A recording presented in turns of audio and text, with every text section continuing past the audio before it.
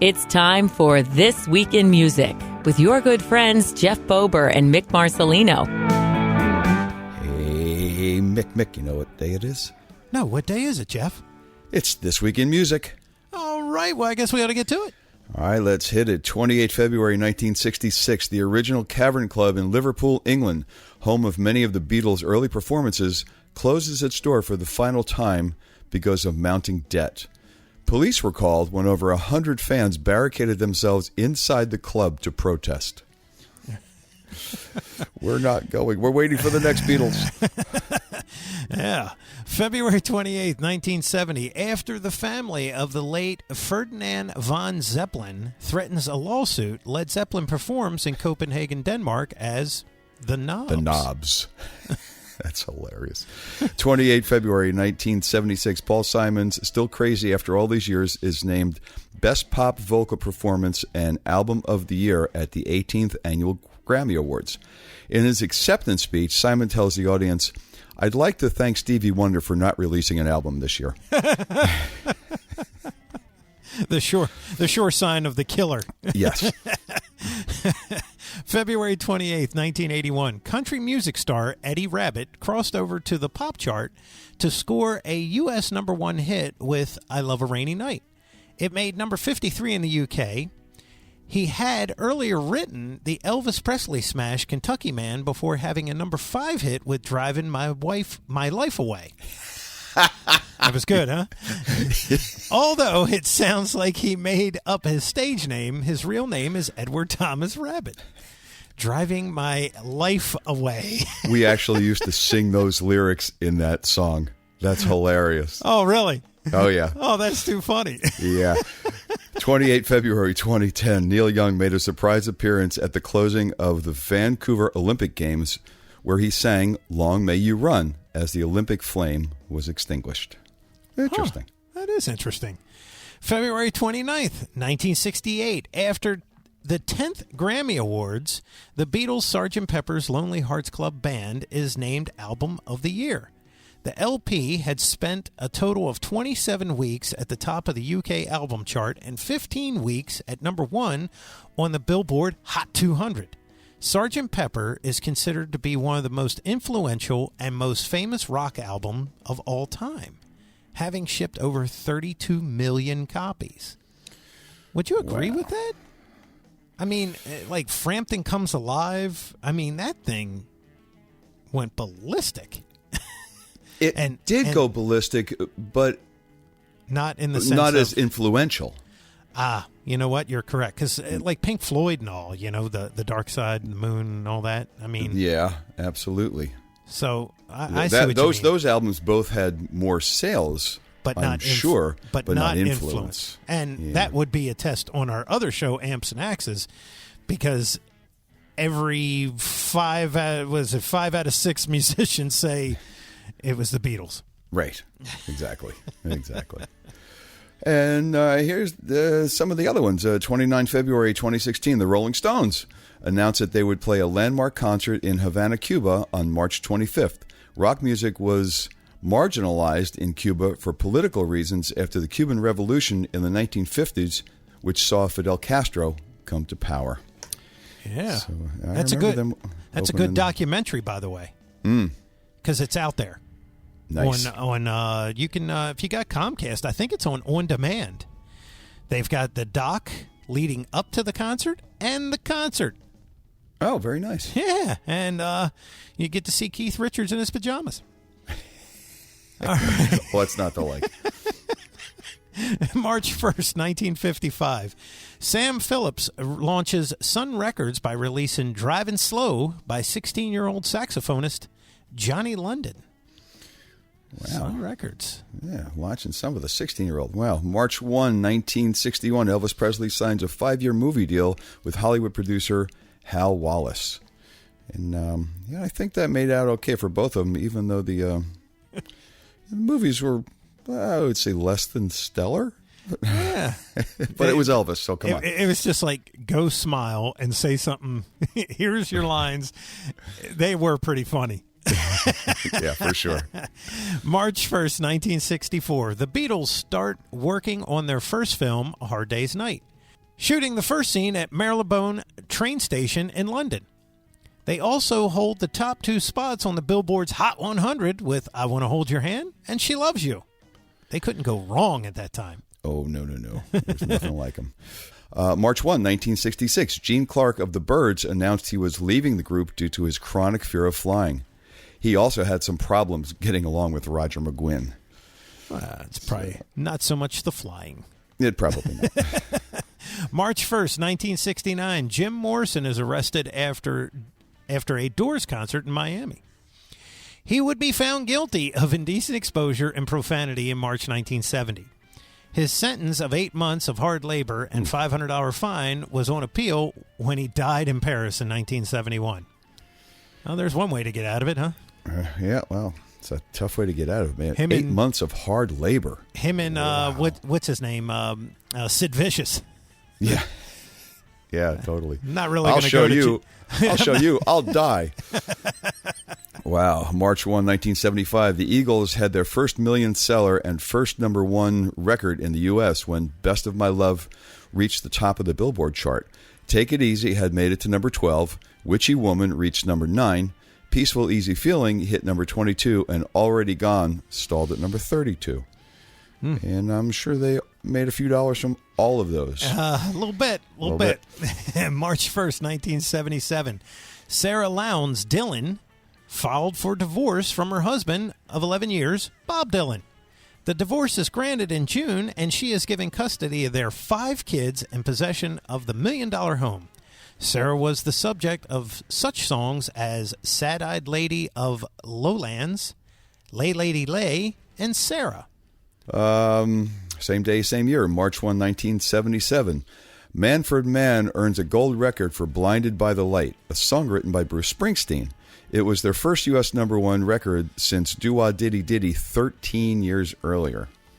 Wow. So, yeah, they had kind of fallen off the radar, and all of a sudden, they're back with Springsteen's song.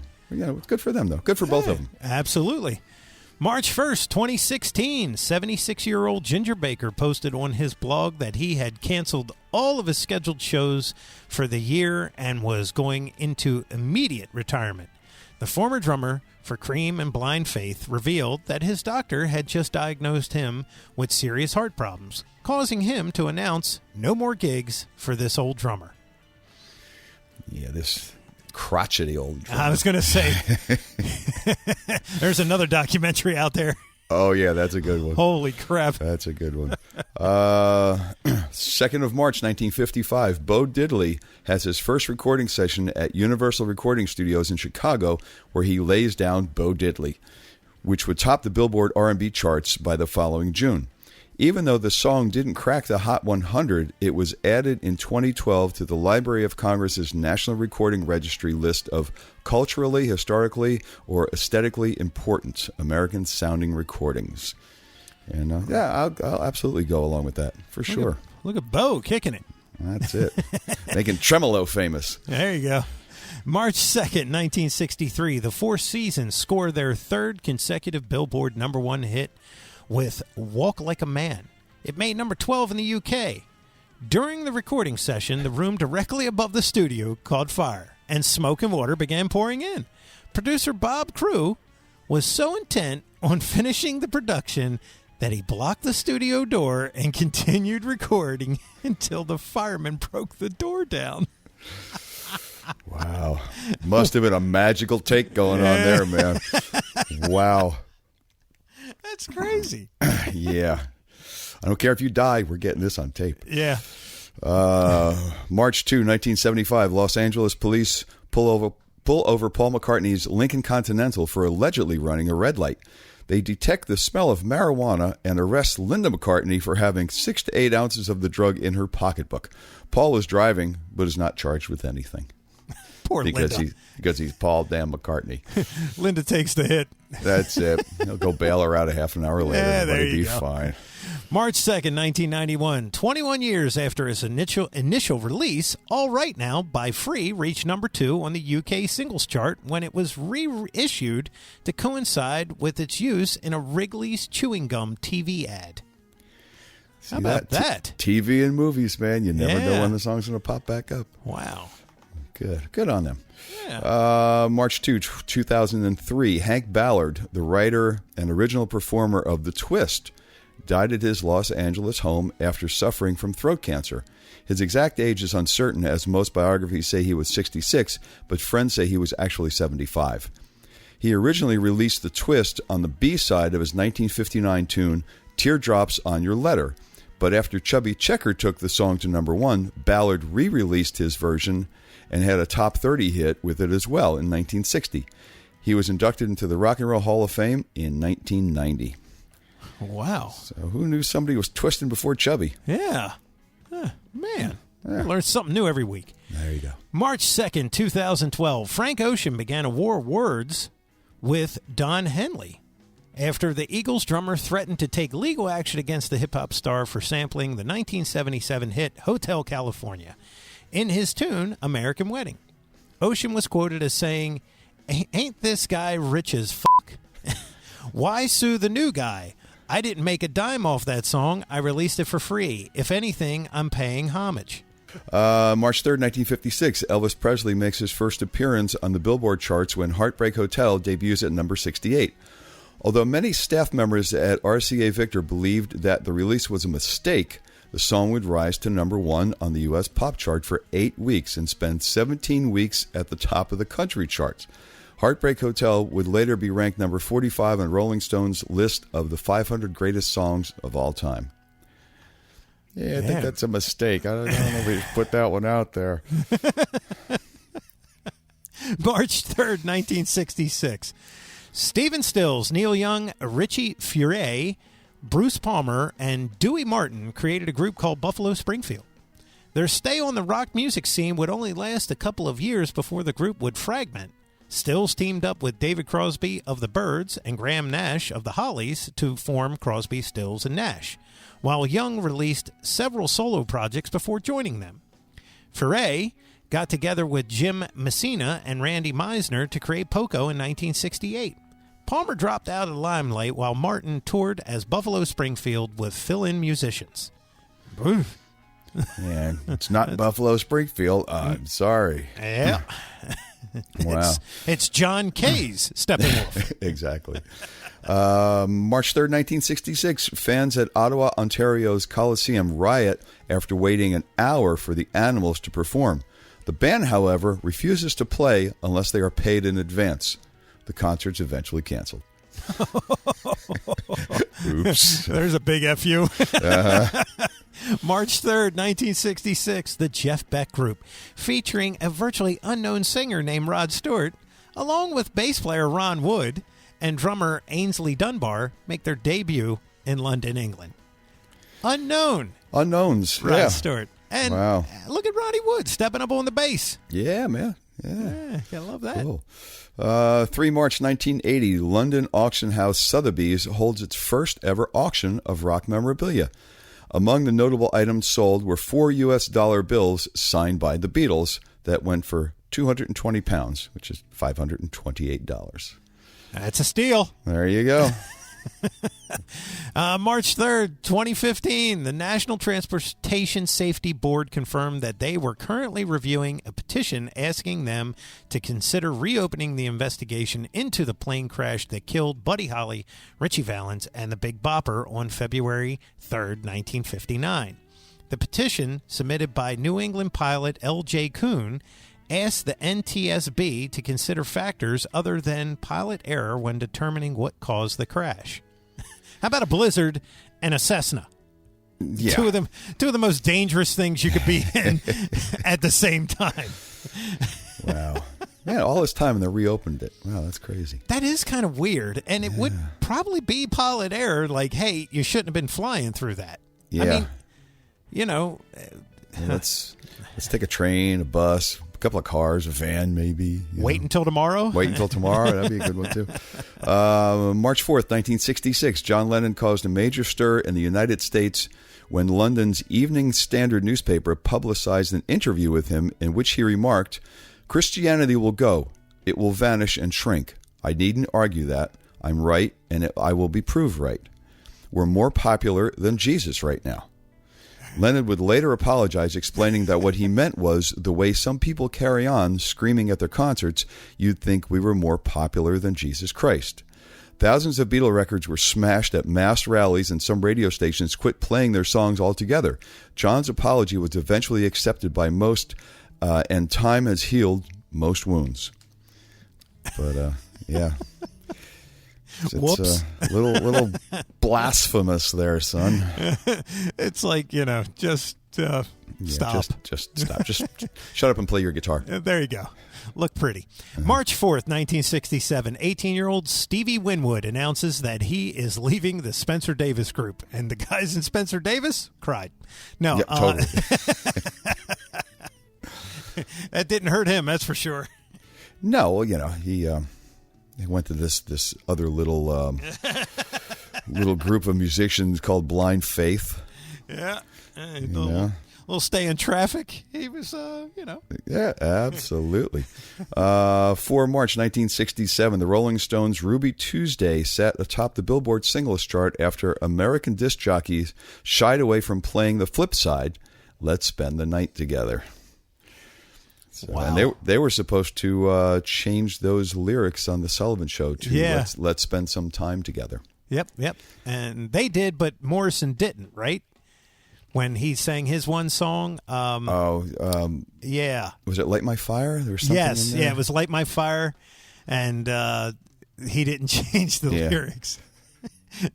Good old Jim. March 4th, 1970. Janis Joplin is fined $200 for using obscene language on stage in Tampa, Florida. 4 March 1978, the U.S. Internal Revenue Service carried out a dawn raid at the home of Jerry Lee Lewis and removed cars worth over $170,000 to pay off his back taxes. March 4th, 1979, Randy Jackson of the Jackson 5 was seriously injured in a car crash, breaking both legs. He almost died in the emergency room when a nurse inadvertently injected him with methadone. Holy hell. Wow. Well, if the car crash don't kill you, the nurse will. Jesus. 4 March 1982, Frank Zappa's son Dweezil and his daughter Moon Unit form a band called Fred Zeppelin. Their first single, My Mother is a Space Cadet, gets little attention. But let me just tell you, man, Dweezil Zappa is an amazing guitarist. He truly is now. He truly is. God, he's just so good. If you ever get a chance, check that dude out. Whether he's doing the Zappa stuff or his own stuff, man, that guy's badass. Yeah. So under the radar, too. He really took a lot of time to study how Frank played. Which was different than anybody else was playing. And, Zappa plays Zappa, where, I think it started out a little bit shaky, is really good now. Oh, yeah. Yeah, he's turned out to be quite the guitarist. That's right. March 4th, 1989, after Madonna's Like a Prayer debuts in a Pepsi commercial on U.S. television, Roman Catholic groups around the world protest, calling the video, which contained both religious and sexual imagery, blasphemy. She should have learned something from Lennon. Right. One's more popular than Jesus, and the other one's Mother Mary or something. I don't know. March 4, 2001, Glenn Hughes of the Village People, not the same Glenn Hughes from Deep Purple. Glenn Hughes of the Village People died of lung cancer at the age of 50.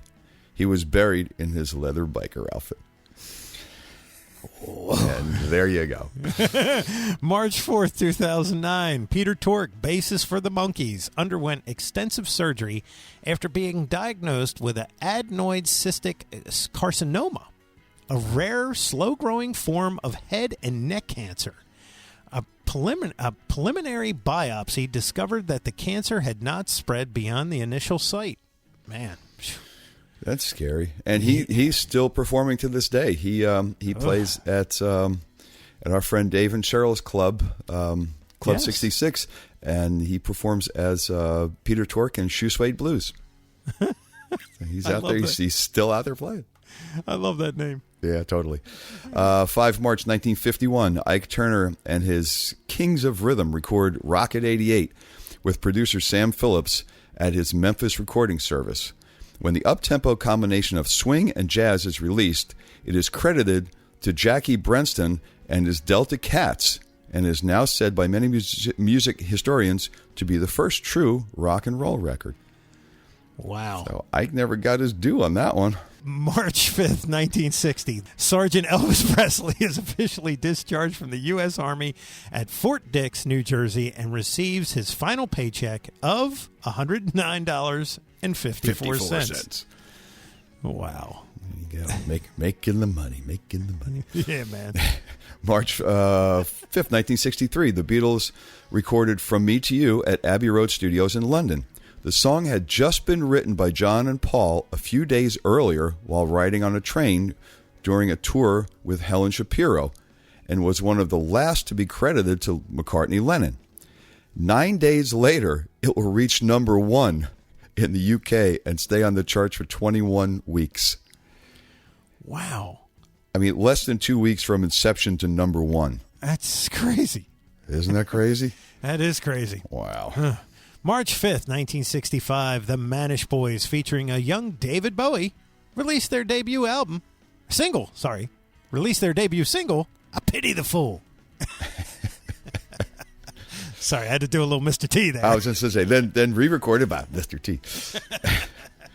5 March 1968, sales of Simon Says by the 1910 Fruit Gum Company reached the 1 million mark as the song topped out at number 4 on the Billboard Pop Chart. The New Jersey Ensemble would go on to enjoy 4 more U.S. Top 40 hits this year, including 123 Red Light, number 5, and Indian Giver, number 5. And yeah, I remember those guys because they were from Jersey. So was I at that point. Wow, that's so wild. March 5th, 1971, Led Zeppelin kick off what they call their thank you tour by playing in some of the same UK halls and clubs that they appeared in when they were first starting out. Their contracts state that they will play for their 1968 fee if club owners agree to charge 1968 prices at the door. Well, there you go. What is the kick? What is the kick for 3 years? I mean, how much of a difference? I guess because they were huge at that time. Yeah, I mean, door prices might not have jumped much in venues, but their popularity went through the roof. So they were making the big concession. So yeah, that's true. That's true. So that's cool. Yeah. All right. Let's see. I think we're ending here. 5 March 1994. Grace Slick is arrested for pointing a shotgun at police in her Tiburon, California home. In June, she would be sentenced to 200 hours of community service and 3 months worth of Alcoholics Anonymous meetings. And we're going to go perform our community service now. So until next week happens, I'm Mick Marcelino. And I'm still Jeff Bober. And we're always saying, onward.